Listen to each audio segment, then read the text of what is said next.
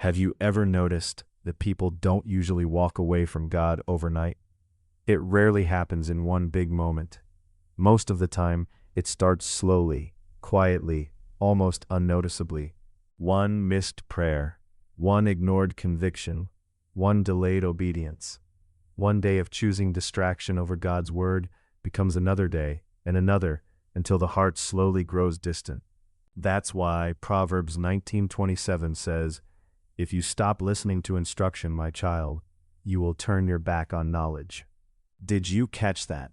The verse doesn't say, if you openly reject God. It says, if you stop listening.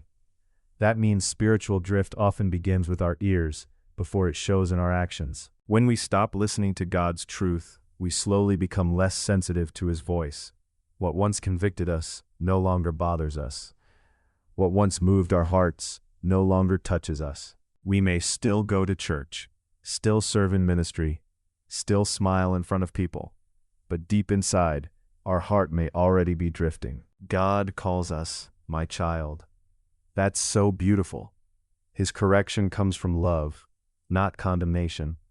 Like a loving father, He warns us because He cares. He knows that when we stop listening to His instruction, we become vulnerable to lies, pride, compromise, and deception. The enemy doesn't always attack with something obvious. Sometimes he simply wants to distract you enough so you stop listening to God.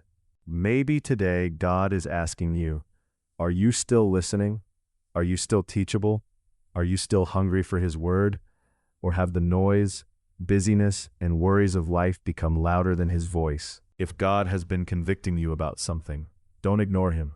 Respond while your heart is still soft. Return to His word.